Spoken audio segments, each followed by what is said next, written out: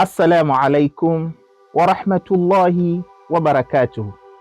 It's indeed a blessing that we are still alive, we are breathing, and we are here because how many of our fellow humans have left this world. So we have to praise Allah subhanahu wa ta'ala for that. Uh, because indeed, if you look at what is transpiring, most especially in our motherland, I'm talking about Uganda, the country that we all love. The way things are going, it's like the country is being thrown to the dogs.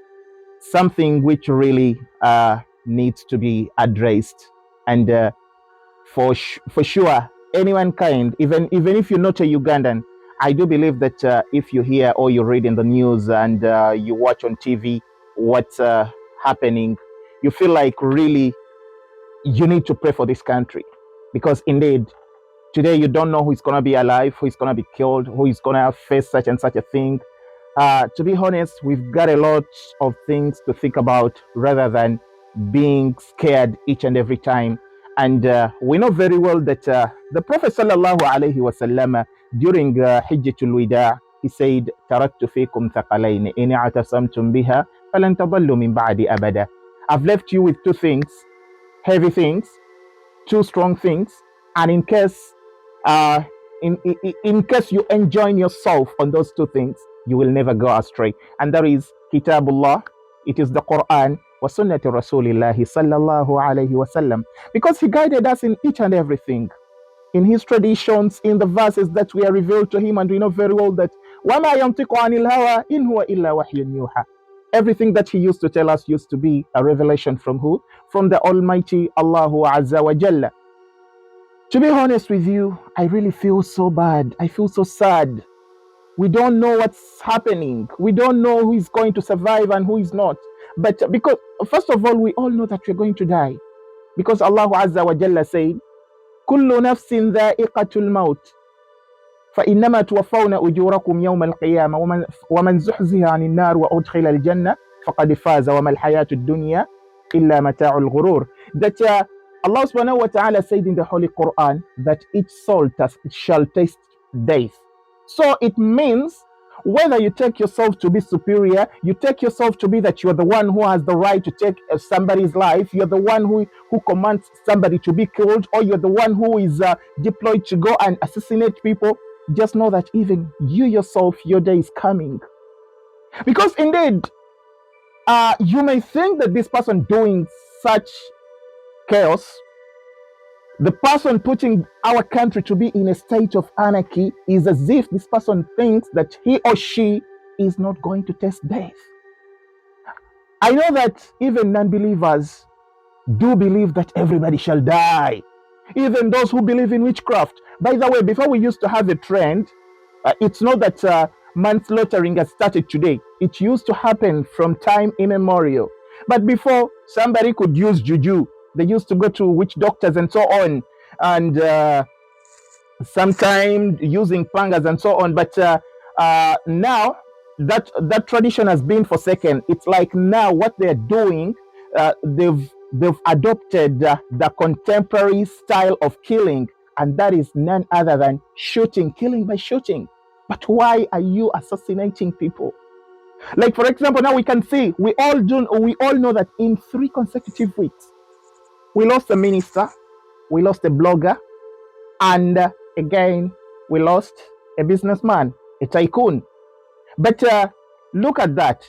Sometimes, some of us, we have this tendency of celebrating whoever has been killed, as long as we are not agreeing, we are not in good terms, or we are not having something in common with that person. But you don't know what is going to happen to you the next day or what. So what you have to do, we shouldn't celebrate any killings. What we have to do is to pray that Allah subhanahu wa ta'ala restores peace in our motherland, because we may have sometimes political differences, religious differences, and so on, but that one doesn't elude the fact that we are all human beings. For example, if you remember the story of Muhammad bin Idris. This is Imam Shafi'i, rahimahullah ta'ala alayh.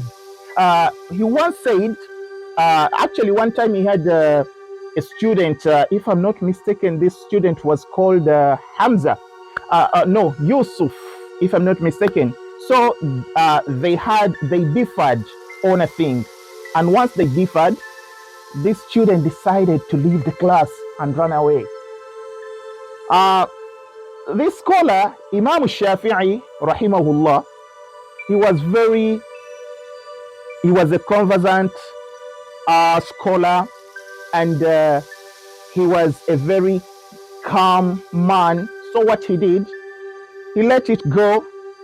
He continued with his lectures, and then after class, he went to his student and he knocked. After knocking, the student was like, "Who is that knocking?"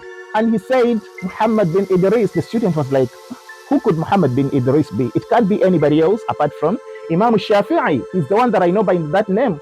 So he opened and he was like, he asked him, "Tajama'ana shay'an واختلفنا وتفرقنا شيء." That many things have made us, many things have united us, and just one thing we are separating, or we are having arguments for one thing which is making us separate. Why? Because I'm bringing this because we are all human. We know that we need to live, we need to entertain each other, we need to tolerate each other regardless of what is happening. We have to know that we are all human beings. But whenever we be like, this one has offended me, this one has done so and so, such and such, so let me go and eliminate that person. Why you are eliminating somebody, yet it is not within your mandate or your mandate to eliminate that person. That person was created by the Almighty God, and God already said, ordained it in the Holy Book that it is not allowed to kill another person, because we know very well that Allah subhanahu wa ta'ala, first of all, He is the only one who has that right. And He said in the Holy Quran, in Surah Al-Ma'idah, Allah said in Surah Al-Ma'idah, بعد أعوذ بالله من الشيطان الرجيم من قتل نفسا بغير نفس أو فساد في الأرض فكأنما قتل الناس جميعا ومن أحياها فكأنما أحيا الناس جميعا. Allah subhanahu wa ta'ala ordained to the Bani Israel, and it was not only for the sons of Israel, but it was for all of us, that whoever kills a soul, whoever eliminates a soul, whoever deprives somebody of his life, his right to live, بغير نفس. Yet the reason why he said بغير نفس, this person has not killed anybody, this person has not done something that maybe a judgment has been passed which says that this person has to be killed, and just because within your ego tells you that no, he has no right to live, let me go and assassinate him, just because of your selfish needs and so on, and you go and eliminate that person. Allah subhanahu wa ta'ala has said فَكَأَنَّمَا قَتَلَ النَّاسَ جَمِيعًا. It is as if you've killed the entire mankind. وَمَنْ أَحْيَاهَا فَقَدْ أَحْيَا النَّاسَ جَمِيعًا فَكَأَنَّمَا أَحْيَا النَّاسَ جَمِيعًا. And whoever gives a soul a chance to live, it's as if you've given the entire mankind a chance to live. So what you have to do, it's not that you have a right to say, you live, you die. No, it's not like that. But it's just that maybe sometimes you found that somebody was in danger, was going to be killed and so on, and maybe you've happened to investigate and happen to know the people who are trying to do this, and you try to stop that character, that kind of act that is being done, then it is as if you've rescued the entire mankind.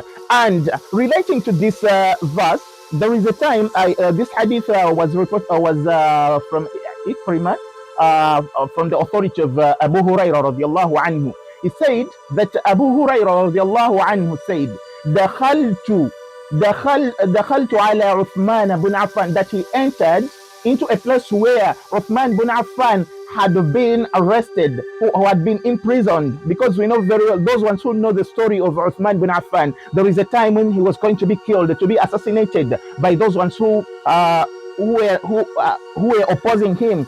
And what Abu Hurairah did, Abu Hurairah is one of the great muhaddithin that we know. So he entered to his where he was, and he said, Ya Amir al-Mu'mineen, that oh you Amir al-Mu'minin, I've come to rescue you. So today it is permitted, it is allowed, it is when you look at the situation, it is permissible to do what? To attack or to strike. And Amir al-Mu'minin, Uthman bin Affan, asked Abu Huraira, he said, Ya Abu Huraira, uh, he said that, oh you Abu Huraira, how do you see if you kill mankind? Do you want to kill to kill all the people when I'm among them? Because he knew very well that if at all Abu Huraira tried to rescue him, in every way they had to fight. He had to kill people, and by killing people, it would mean that even many people are going to lose their lives. And the Amir al-Mu'minin knew very well that it is not good to let people die just like that. So because he knew that, he said that, no, please don't rescue me. فانصرفت عن أبي هريرة. Just after listening to this, I knew that the verse from the Holy Quran prohibited killing people who have done nothing, who have not committed anything, like maybe having committed the same sin or anything. So he knew that what Amir al-Mu'minin was telling him was the right thing. So instead of rescuing him, because he wanted to rescue a soul, but in that attempt of rescuing one soul, it would have caused death of many souls. So he decided to leave it. And we know very well that even Hamza was an uncle to the Prophet sallallahu alaihi wasallam. He said, Ya Rasulallah, اخبرني اجعلني على شيء أعيش به. Tell me one thing that I can live with, that can bring me closer to Allah Azza wa Jalla.